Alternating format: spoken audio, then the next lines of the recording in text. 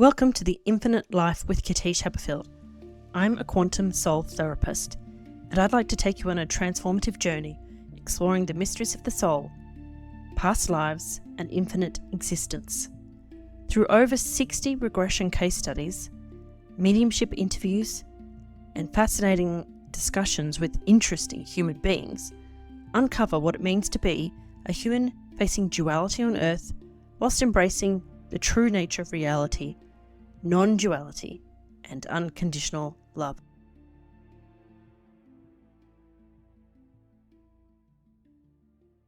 Rochelle Ryan has lived life guided by her own intuition, and sometimes she hasn't always listened, which has led her to very strict teachers in life's lessons. Rochelle's professional career has been in the corporate world as an executive assistant and project manager for government departments, global corporations, and state-based charities. In 2018, Rochelle was diagnosed with a chronic health condition while she underwent medical treatment, including a chemotherapy drug. She decided to go travelling with her 14-year-old daughter. She stored all her worldly possessions, bought a second-hand four-wheel drive, a second-hand caravan, and set off with no plan other than the next destination. This resulted in travelling all the way around Australia with many travellers' highlights and medical appointments over 12,000 kilometres. Currently, Rochelle lives in a self-built tiny house on wheels with her two small dogs and is the volunteer president of the Australian Tiny House Association, which is a not-for-profit organisation advocating for the legal recognition of a new hybrid house topology. And I had this mindset when I started out that I just wanted my old life back. Like, just give me the pill, tell me the program I'm going to do. I'll do it. Just give me my old life back, because that's mentally what I wanted. But my body was telling me that I needed a new life. And that took a long time to grieve the loss of my old life and my old body. But would I trade what I've got now for my old life? No. You know, I now have a new life based upon what my body can do or my body allows me to do. And I think everyone has to go. You were talking about turning 50. I think everyone at some point, because of the way that our body ages, has to go through that.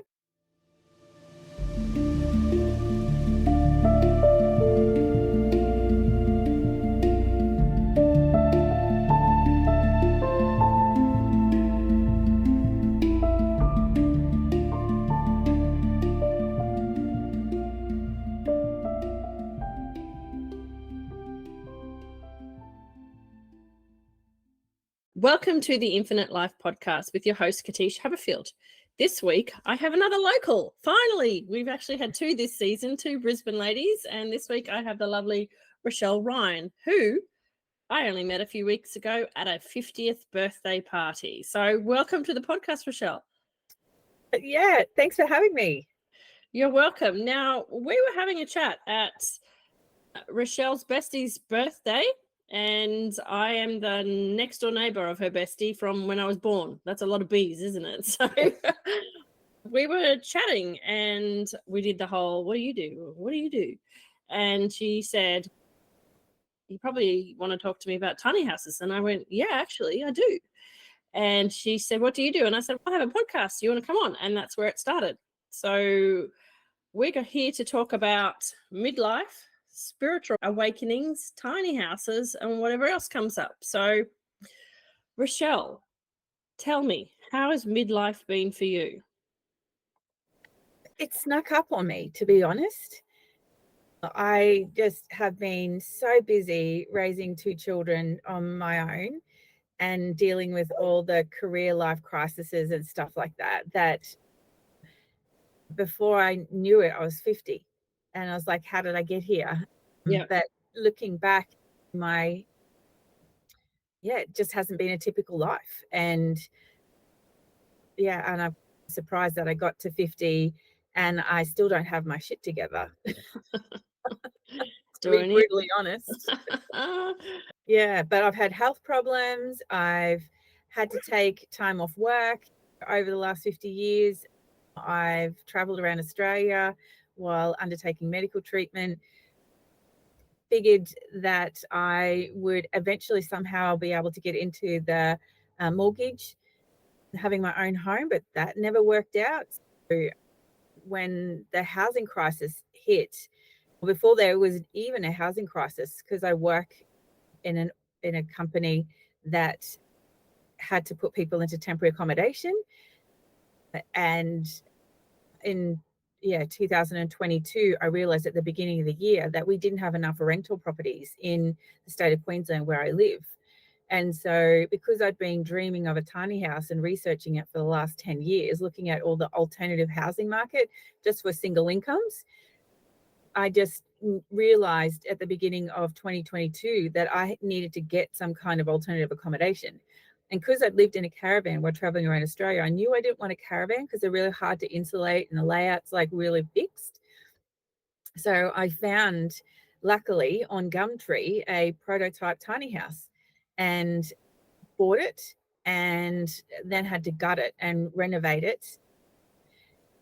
And my daughter and I had to move into it in July 2022 because there was no housing for us. Even though I'd been applying, my unit got sold. It was the height of you could put a house on the market and 6 months later make $100,000 profit. So houses were just being bought and sold, or units being bought and sold. And I don't have a problem with people making money in boom times. I don't at all, because they rarely come around. But I just never expected me not to be able to find another rental, because I'd worked full time since I was 16. I'm a blue chip, they call a blue chip renter. So I was always able to get ahead of the rental queue when it come to every 5 years. Generally, the rental house that I was living in with my children would end up going on the market or being sold, or because that's what investors do. They invest. And I always looked after the property, and then they would sell it and I'd find another one. And so I never had a problem. And then, in 2022, I realized there was a shortage of rental properties. And so I got the tiny house thinking it was just going to be a second room for a granny flat. But then we couldn't even get a granny flat. So we had to live in 10 square meters, my daughter and I. So it was her last year of high school. And so we literally lived in a room the size of a car park for 6 months together. Yeah, and I've watched that video on your YouTube channel, and I have a son who's going through year 12 right now, and I have to give you a million bags of Smarties or something for getting through that year, A, as a parent of a year 12 child, but B, in close proximity to a very stressed child, and C, in 10 square meters. I don't know how you did that, but you have to do what you have to do, right? Yeah, we literally had no other choice. Oh, to be fair, we had been offered, like, you can sleep in our rumpus room, or we've got a spare room for the two of you. So we literally wouldn't have had any privacy. We would have been staying under the feet of our friends, and having two small dogs, that just added complications. And I also work from home. So I would have been working out of a bedroom or a rumpus room while looking after two dogs, and my daughter doing the same thing, stressed out going through the last year of high school. I feel like we were lucky in that we were able to have our own personal space. And it was parked in a girlfriend's side yard. So the dogs had their own fenced off area we could come and go. Our tiny house does have its own bathroom and toilet, its own kitchenette, and two bunk beds that are in an L shape. In those days, that's what it was. And we weren't having to share a queen size bed. We had our own beds, and we had our own bathroom, and we were able to cook inside our 10 square meters. And also too, I could work. So while my daughter was at school, I could sit at my secretary desk and do my work. And then, it was just difficult when it was just the two of us needing to use the same space. So that was hard when she would get home from school at 4 and I finished work, and then there was the two of us, and we'd have to like play Tetris. Well, she moved here, I moved there. A lot of times we had to sit on our beds simply because while one person was getting ready, another person just had to stay out of the way. But it was a very difficult time and very stressful time for the both of us, but we got through it. Yeah. And how did you find the joy in the stress? What was the ways that you guys managed to keep happy? Was it just the thought that you had your own space? Was that the fuel? every That was day, like a gratitude, or because people see tough times differently, and a lot of people do dive into the darkness and not come out for a long time. But I've met you once, and this is the second time, and we already laughed immediately when we were starting this podcast. So I know there has to be a bit of humor in there somewhere. all my daughter was able to reach all the milestones. She sat her exams, she finished off her assignments. She would even say to me, Mum, look, I can't do any painting today because I've got to do an assignment. I'm like, okay. So we had to juggle.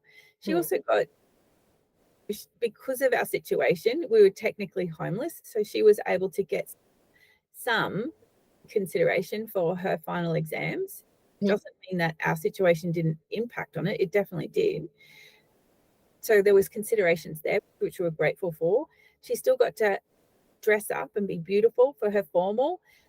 Friends of ours that live locally were able to utilize their house because they've got a beautiful back area.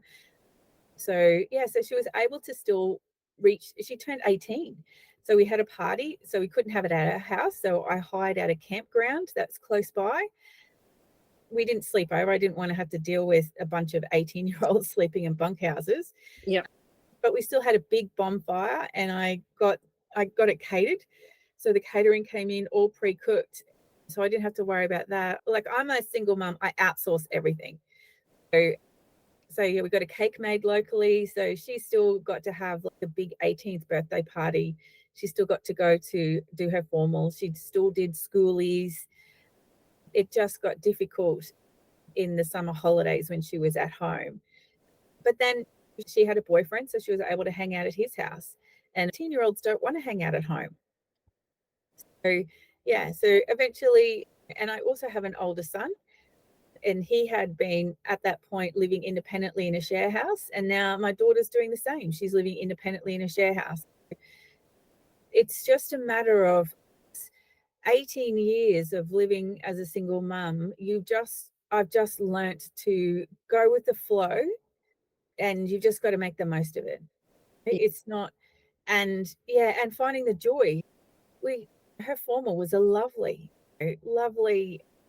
time, and leading up to Christmas, we were looking forward to having a lovely time.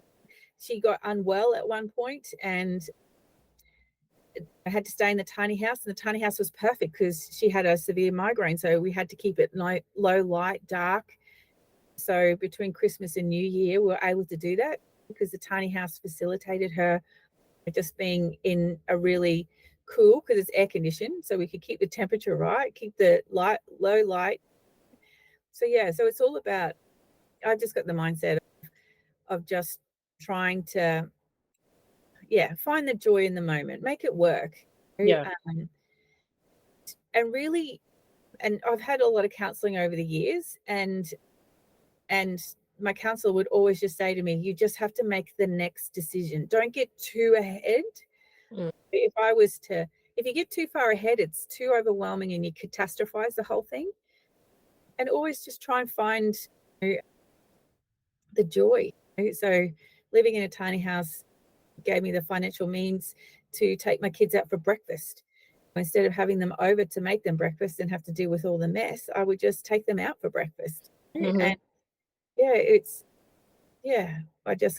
just had to make it work because it was the only sensible option as far as I was concerned. I had plenty of people saying to me, keep your money in the bank, just pay really high expensive rent. It'll all come down eventually. The boom will stop. But I just knew somehow that this housing crisis was not going to go away. And this is before the housing crisis was even a word. And then it hadn't even hit the media. And so it wasn't until 2023, and we'd been living in the tiny house, or I'd been in the tiny house for well over close to a year, that they started talking about a housing crisis. And it was mainstream media where people working full time, and even couples, two incomes full time, couldn't get rental properties. And then people were saying to me, oh, how lucky are you? The same people who told me to pay the high rents and don't be silly, keep my money in the bank, were now telling me how lucky I was that I had this house. Mm. This tiny house on wheels. Yeah, so it seems like you've got this strong sense of intellect and knowledge that you're able to then pair with your gut instinct and your intuition. So if we take it into spiritual senses, do you feel that's been part of your path? Have you had to learn to trust your gut more and more as you've got older, or have you always been really in tune with this inner knowing of directions to take and things like that? It's been a bit of both in that there's times where I've certainly not listened to my gut instinct because intellectually I've been able to rationalize, right? And the older I get, the more I realize that even if I can't rationalize it, I have to trust my gut because life experience has told me that when I've not trusted my gut and intellectually rationalized, saying, that's not, no, no, that can't be it. No, that doesn't make sense. I've ended up in a situation where I've made, and I describe it to the kids like you make a decision and then 10 decisions down that track, you realize that you've made the wrong decision 10 decisions ago. And you're in such a bad state that you're like, how did I get here? Then you go back to it always. And so you count back the decisions that you've made. And it's generally, you can always say, oh, this is where I should have went that way, or this is where I should have went that way. Hmm. But most of my life, when I look back and I see where I've made the wrong decision that put me on the wrong path, was when I didn't trust my gut, even Okay. though it didn't make sense at that time. And Mm. so I've then now realized that when I can't rationalize why I'm making this decision, I still have to follow that path to see and keep making decisions based upon my gut instinct, even though it is completely illogical to go down that path. I realize that 10 decisions down, I will look back and go, oh, okay, it didn't make the sense at that time that I do this, but 10 decisions, 20 decisions down the path, it was actually the right decision for me. Because Mm. somehow, even though intellectually it was the wrong thing to do, wrong by society standards, and it didn't look normal, and I wasn't behaving in a way that an adult should, but 10 decisions down or 20 decisions down, people go, oh, wow, that was actually a good thing that you did that. Yeah. And so for some people, if we take it back to the basic level, they hear people go on about gut instinct, right, and intuition. And they're like, I don't even know what that is. So can you tell us how your gut instinct feels to you in your body versus your intellectualization and rationalization? How do you know for yourself? And I know this might seem obvious, but sometimes it's just really hard to explain to somebody. How do I even know what my gut feeling is? Do I literally feel a pain in my tummy?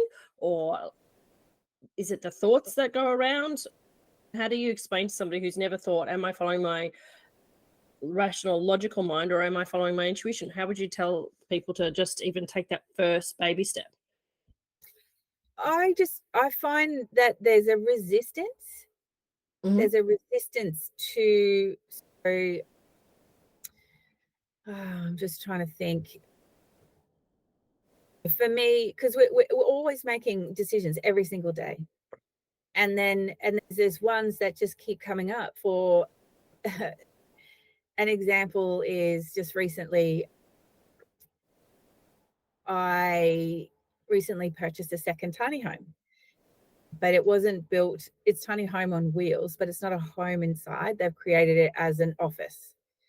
And and I didn't, and it was $30,000, and the lady was happy to sell it to me for 25, but I don't have $25,000 sitting in the bank. I had to go Hmm. and get a loan. Okay. And I'd been looking at different, because I'm in the market and I'm always looking at what's available online because because the algorithm picks it up. And I think I'd been thinking, oh, maybe I do need a bit of space. It would be handy to have like a storage shed or something like that. Anyway, so, but they're all, this place was literally 20 minutes away.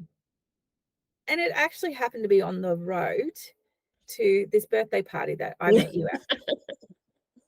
And I saw it on the Friday afternoon, and I messaged the lady and I said, I'm driving past next morning. Can I come and see it? And she's like, okay. So there's no resistance. See, it's just, here's a harebrained idea. Let's just go and have a look at this tiny house. Yep. And then I go, and I love it. I fall in love with it. It's beautifully made. And the rational mind says to get this, you have to go and get a loan. The last thing you need to do in a housing crisis without job security and rah, rah, rah is to get a personal loan. I hate Yep. loans. Never, I don't take loans. I don't even take car loans. I taught my kids never get loans. So that's my intellectual. So I go to this birthday party, have a lovely time. Coming back on, I actually have to get this thing. It doesn't make sense to me why I have to get it, but now I trust that. So I literally have to drive past, put $100 in an envelope in the letterbox and say, if you would hold it for me, I'll have to try and get finance for this. And she's like, okay, no worries. So the next day I apply online, and it's seamless. It's a seamless process. Yeah, sure, we can give you the money. We'll put the money in the bank account. And then I tell the lady, I've purchased this. The whole time my brain is telling me, you don't have job security. You don't need this space. You're set up perfectly how you are. The loan repayments are just going to push your budget to the limits. There's all this rational thinking, but it just seamlessly happens. And before you know it, I've actually got this tiny office sitting in my backyard. Like, we had to get permission from the landlord from where I'm currently renting. Like, all of the things that I could have got a million no's. Even when the tow truck driver showed up, he's, oh no, this driveway is too steep. I can't get the tiny house out. And I call the office because I had to prepay for this thing. And I said, what's happening now? It's what are you going to do? This driver says it can't come out, and I think it can. And anyway, he says, look, can you just drive it to the end of the driveway and he can pick it up? So it was like every time there was what could have been a no and blocked it, it was a yes. It just flows. And then so I ended up with a tiny house, intellectually the whole time going, we can't get it out. No way can I get this out of this house. Then to get it into the backyard, it had to be pushed because we couldn't get a car around. So the neighbors all came out and helped push it. It was like we had to pull down the clothesline. Everything just, we snapped the jockey wheel. I had a spare one. Like, everything that could have stopped this thing from happening, every possible thing that could go wrong went wrong, but immediately something showed up and we could keep going.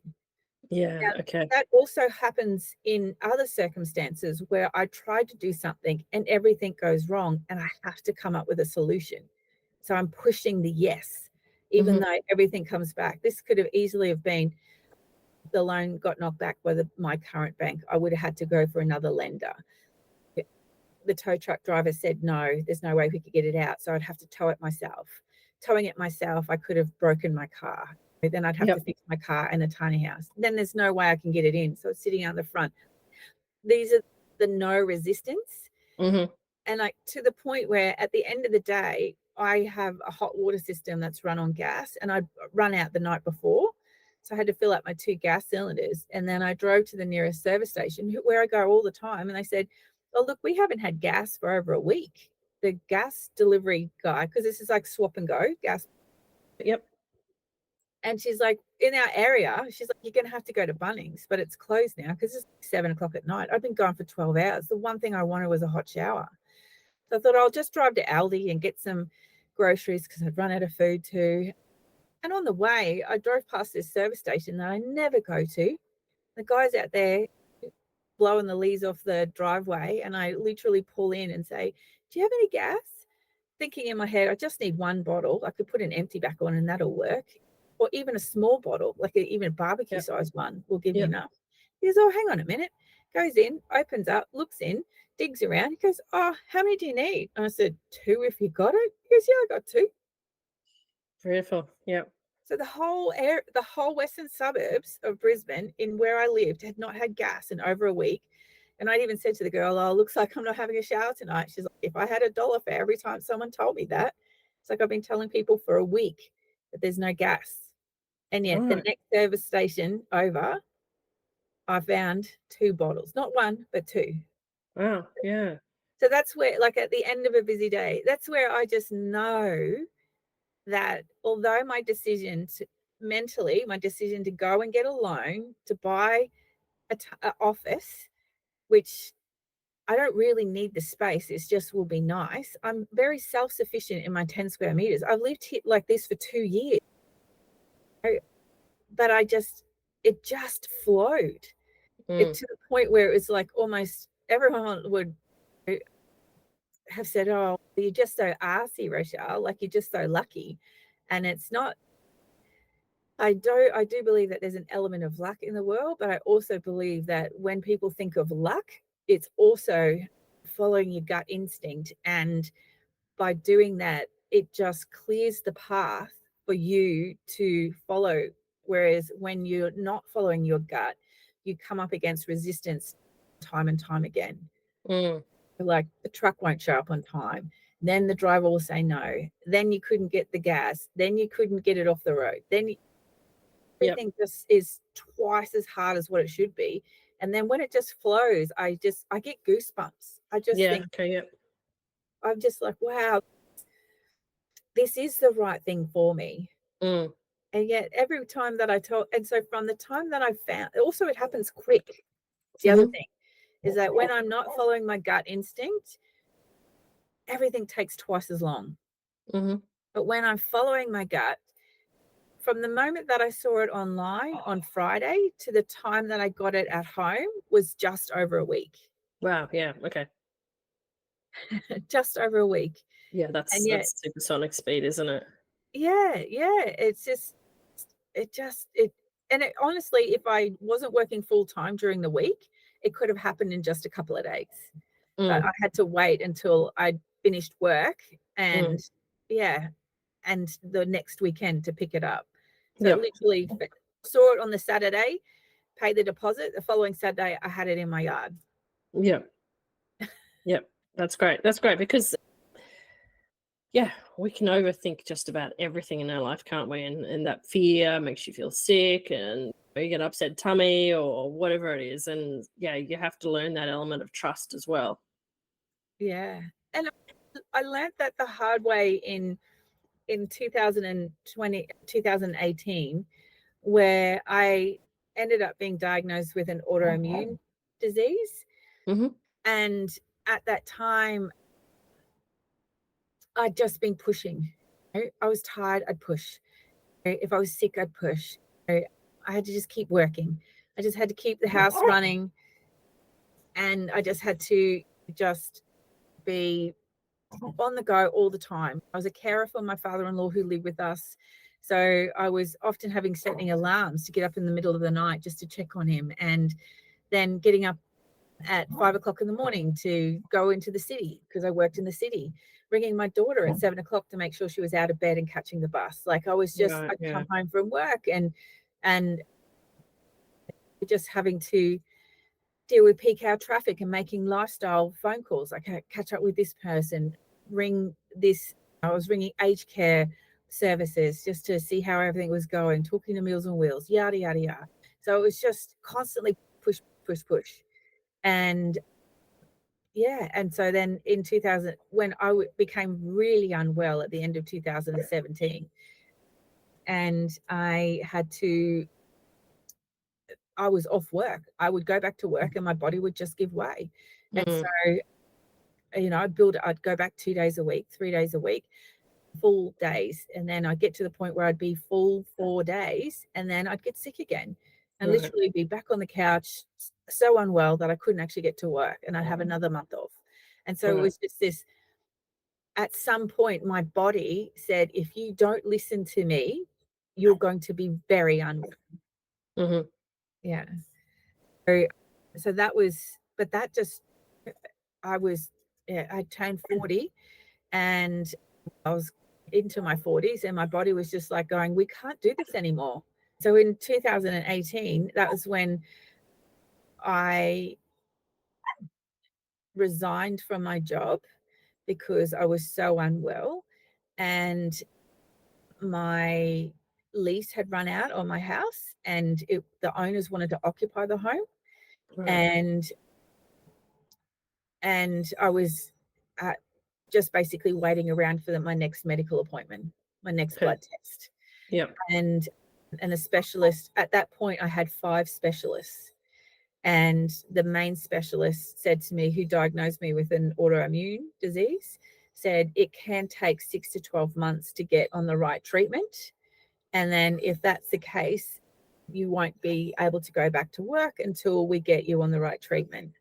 So I had nowhere to live because the rentals out where I live were quite high. I was now on 80% of my income because I was on income support payments and through my insurance, and I couldn't get another rental. So my sister made a flippant mark. She said, oh, well, if that was the case, she said, I'd just get a car and caravan and travel around Australia. And my intellect said, no, I can't do that. But living in a caravan and going and visiting you sounds like a good idea. And so that's what I did. I got a 4-wheel drive. I got a caravan. This is all using my savings. And then, just lived paycheck to paycheck and moved up the east coast of Australia. But once you're on what they call the Traveller's Road, so you're meeting a lot of families that are traveling around Australia with their kids in their caravan. A lot of them, including my relatives, were saying, are you going to travel around Australia? Because this is a thing, right? It's a grey nomad thing in Australia to travel around Australia.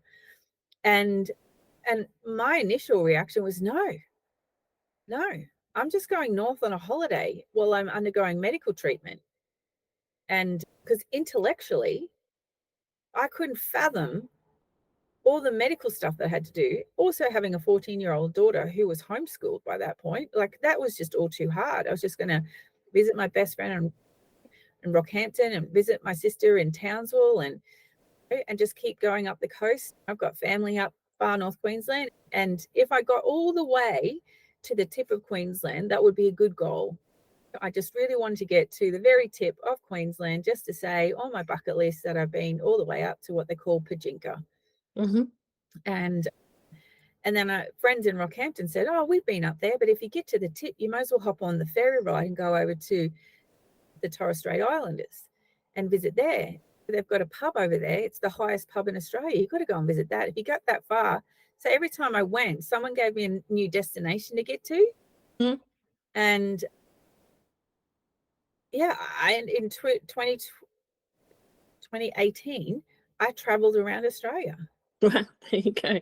Just following one decision, one tip at a time. Yeah, I never set off with the intention. Oh, it was like a pipe dream. But anytime anyone asks me, are you traveling around Australia? I go, nah, that's me, Billy. Yep. And I had a plan to come back once my specialist said, oh, once you start this particular drug, which is a form of chemotherapy, she's like, you can't travel around Australia. And because I was putting everything on a Facebook page just to keep everyone up to date as to where I was happening, because people, obviously I had a lot of naysayers saying, you can't put that on your daughter. Fancy traveling around Australia when you're so sick and your daughter's going to have to take care of you and it's just crazy. So I had all the naysayers then. And then so I had a Facebook page to let everyone know. I had to let everyone know when I was leaving a destination and when I was arriving because everyone was so worried about me. And of course, my specialist followed along. And so when I flew back to Brisbane for one of my specialist appointments, and she looked at all my blood work and all my treatment, she said, you know what, I think you're going to have to start this particular chemotherapy drug. And you know how I said you couldn't travel? She said, I've been following you, and I think if you do this, this, and this, you can continue traveling. Okay, that's interesting. So that's dedication that she actually followed you. That's interesting, isn't it? Not many doctors would do that. Yeah, so for 4 months, I was under the impression that this therapy was coming up, and if I did, then I would have to come back. But the reality was that my specialist gave me permission to keep traveling. Yep. Did I need any approval? I got approval from my specialist to keep traveling. And so in my mind, I then changed from, oh no, I have to come back, I have to come back. There's no way I can go all the way around to woohoo, we're going all the way around. I was very unwell, but Yep. I would have been unwell sitting on the couch at home. Yeah. Yeah. And looking back on this trip around Australia, how do you feel about it? Oh, it was incredible. It was definitely, I called it a, a trip of a lifetime, and it definitely was that. And would do it again in a heartbeat. But yeah, Do you think it that was. it helped you stay positive and get better? It made me realize that I can overcome a lot of things. There were times when I was really unwell and I would just have to stay put for 2 weeks. When I was in the desert, so, um, Northern Territory, when we went to Uluru, and there was all these westerly winds that came in like now. And what it does, it brings all the germs from the desert and Right. and for visitors and like backpackers, and they can get what they call the 30 or 60-day cough. And Oh. so it's, you just literally have this dry cough that goes on for 30 days. And then miraculously at the end of 30 days. But there was times where there was concerns with my health because I was on immunosuppressants, that I could end up with pneumonia, Mm. and I had to really slow down. So I couldn't just move every 4 or 5 days to visit a new destination. I had to stay places for 2 weeks because I was just so unwell, and Mm. just really take care of my health. There was, when we got to Darwin, we literally just spent basically, it was so hot, which really affected my health. And we just basically still had this 30-day cough. My daughter and I basically just spent a week sleeping in our caravan Mhm. because we just were so unwell with this cough. And I almost turned back then to come Mhm. back to Queensland. But then I thought, no, let's just get to Broome. Let's just get to Broome and see how we go. And we can always turn around and come back.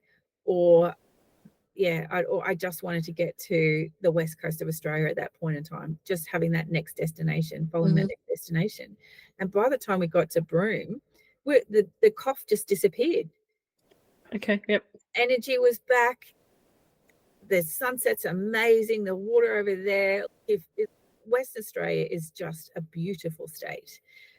And my daughter and I had the best time swimming and snorkeling. And yeah, so I was so glad that I pushed on and Mhm. just ended up going to Western Australia. So yeah, it was one of those times where it was like intellectually I went, no, I'm just going to go with my gut. We'll just head to Broome and see how we go. And yeah, it turned out being good. But that was the whole trip, right? The whole Mhm. trip I was constantly fighting my intellect and having to just go, no, let's just see how we go. Just Yep. let's just trust the process. Although everything's telling me to stop, turn around, go back, do the secure thing, do the intellectually, I'm going to be safe. Because trusting your gut and following that is sometimes feels unsafe. Yes. Absolutely understand that. Mm.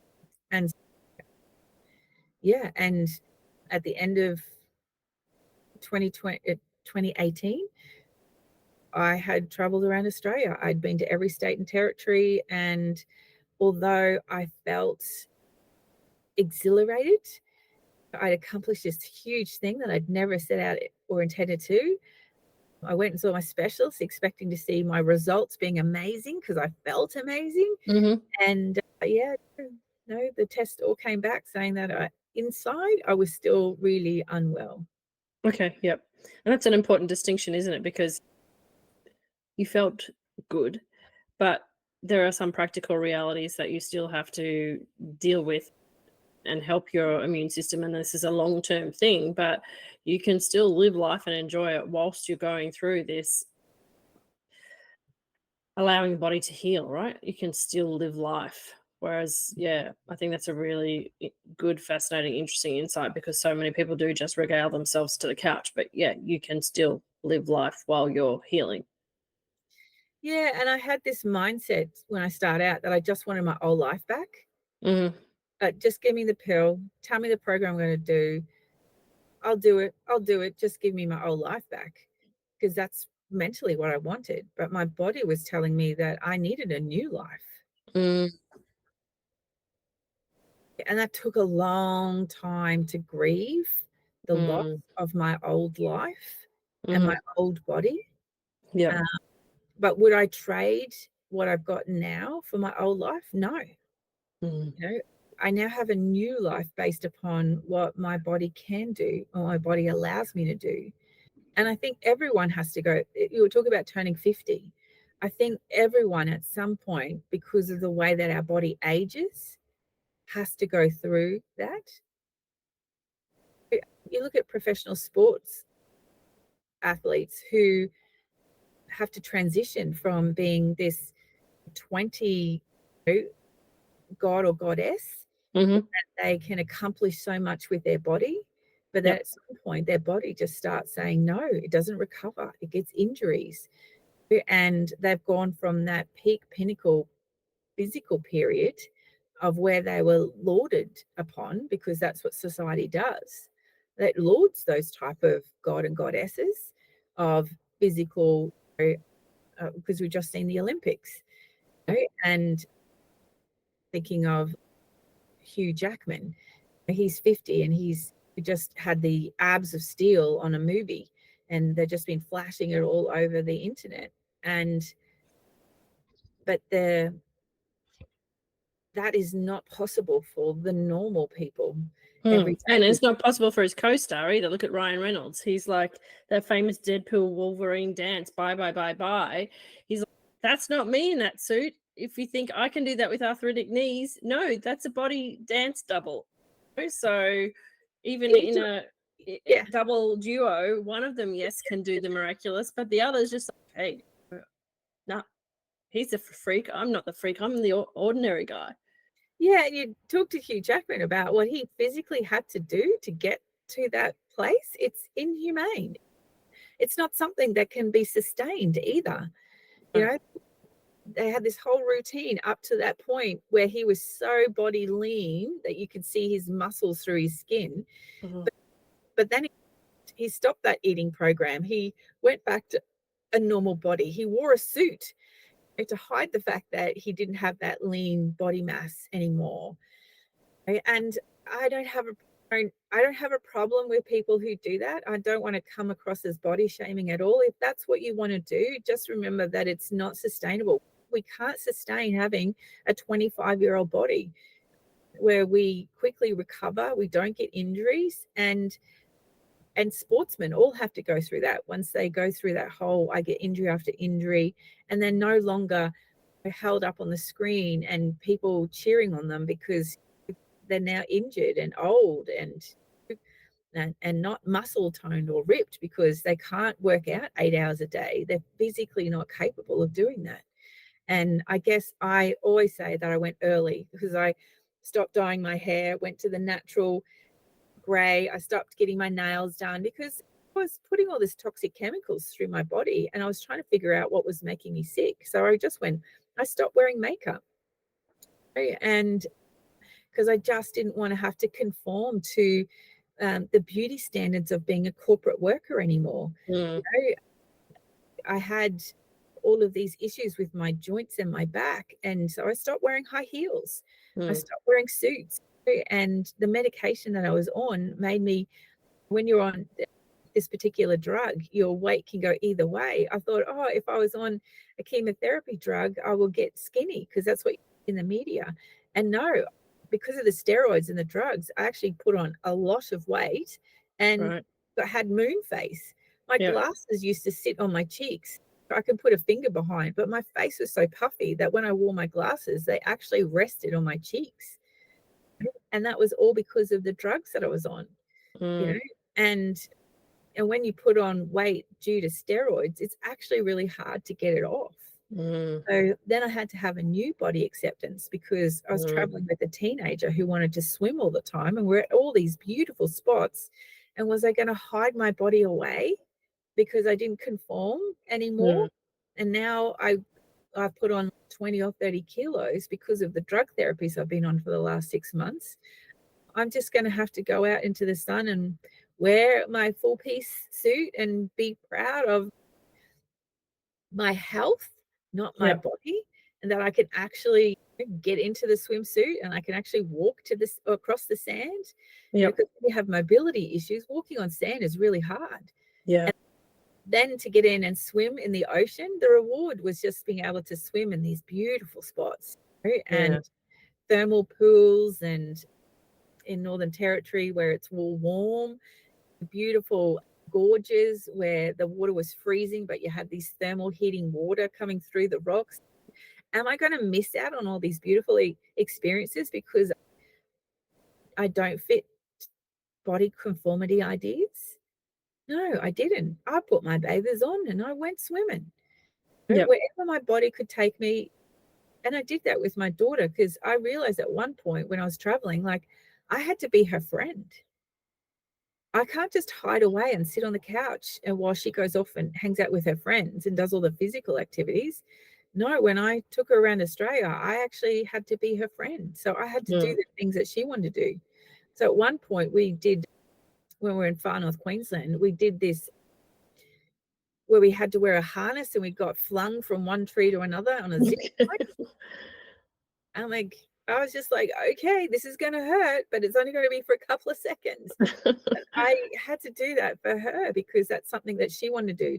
So I'd take her to an old museum and she'd have to wander around bored.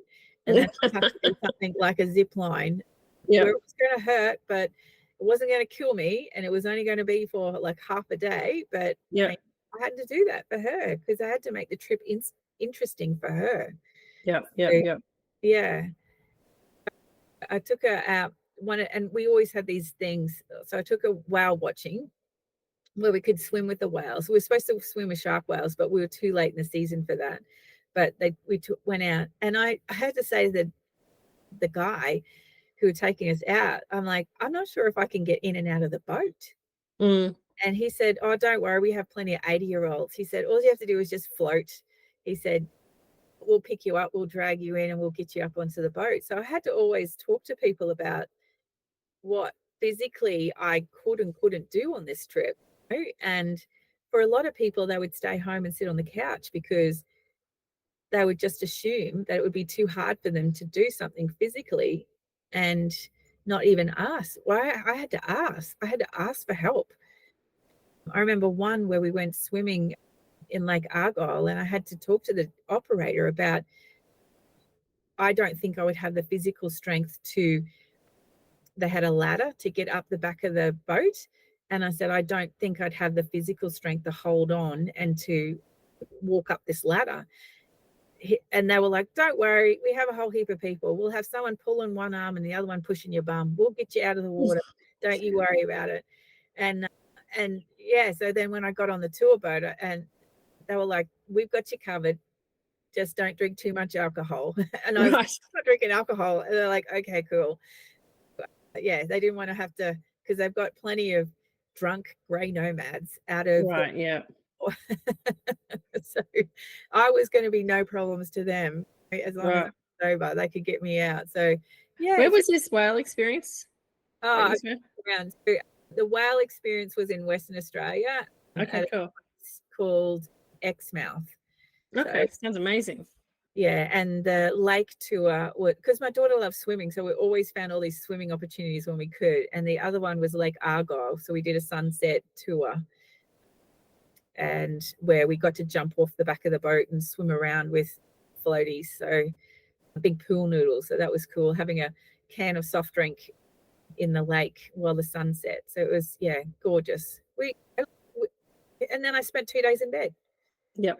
because that was the only day I could book that on was the day that I had my chemotherapy tablet, and I was generally quite physically unwell for the next 2 days afterwards. But yeah, so I just stayed in bed for 2 days while she caught up on her schoolwork. So Yeah, okay. Yeah, wow. All right. Yeah, I love that. I love that. Just take those moments and just be honest. It's so hard to ask for help. So, yeah, that's just provided me with so many bits and pieces, so many bits of food for thought. And part of the joy of being somebody who interviews people on a podcast is because whilst you're telling me stories, like my guides are like, "Did you hear that? Did you hear that? Did you hear that? Yeah, right. What about that for you? And can you apply that to your own life?" So I have multiple things that I then go away and process. But yeah, even for the listener, I'm sure they'll be like, wow, yeah, imagine how many things that I've turned back because I was too afraid to ask for help. And yet the only way you get to enjoy the exciting experiences is to ask for help. So that's, yeah, really fascinating and inspiring. And what's But next for I you? should just preface it though. Mm, It's easy to ask for help when it's a stranger okay, yep. True. and they don't know you and they're not going to judge you. Yep. It's very easy to ask for help Hmm. when it's in your close knit community and it's friends and family and it's people who you worry are going to judge you. Yeah, it's very hard to ask for help. So I just want to preface that. Yeah. Yeah. Yep, I think we all understand that. What's the final story you'd like to leave us with, or maybe words of wisdom for people who are either facing a situation like you have, or just in the midlife with trusting their intuition? What would you like to wrap up with?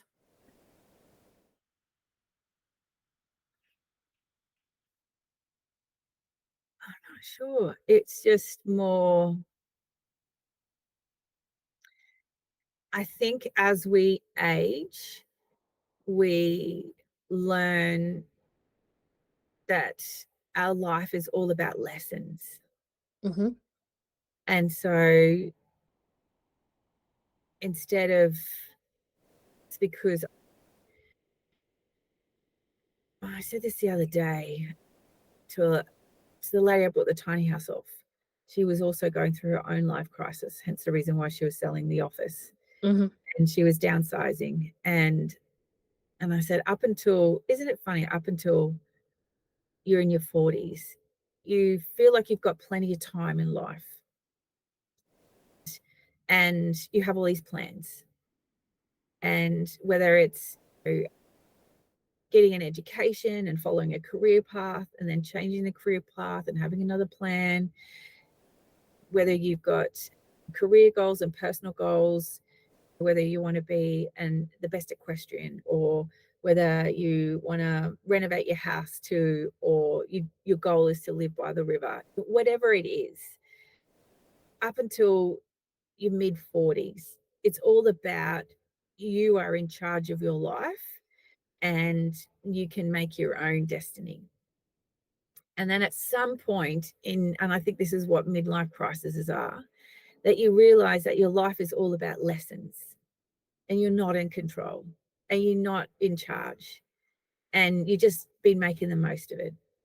And now you realize you're in the second half of your life and you've watched people leave this earth and through no fault of their own. And you've been given words of wisdom from people who've passed on or people who are leaving the earth, whether it's through cancer or whatever, accidents. And there's a lot of luck involved in your life up until that point. And so now you want to spend the second half of your life enjoying it and following that luck or the lessons, or it's all about, I this is like middle-aged men, why did I say that? Middle-aged men who turned to wood turning. Yep. You know, they've had the biggest corporate career, they've reached the pinnacle, and all of a sudden they decided they want to be a wood turner. Or the corporate lawyer who decides that she wants to be a yoga teacher. You know, some of us are so lucky that we realize that life is about luck and it's about the lessons. And you want to spend the second half of your life, regardless of where your income comes from, learning life's lessons. And if you can, Mhm. giving back to the society that gave you such a good, lucky start. And that's And if you are, then good for you. There is also a lot of people who are just surviving. And they just want to limp to the end of their life with being able to scrape together meager experiences of whether it's being able to afford to go to a music concert or go camping or spend time in nature or learning a new art or learning a new language, something that's within their control, something within their power. They want to spend the second half of their life really enjoying the last bits that they have when what they have here in this, whatever this society, whatever the community, whatever culture they're in. They just want to learn to make the most of it, I guess, is what the second half of your life is. First half is ambitious and goals, and you're going to make something of yourself. And the second half is, that's just rare. That's rare. And a lot of it comes from generational wealth that allows you to get to be at the pinnacle of your career or life or wealth or whatever it is that society tells you should be.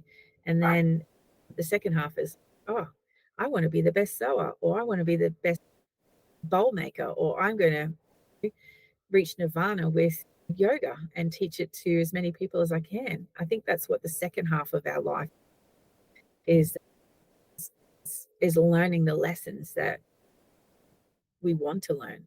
You know. Yeah, fabulous.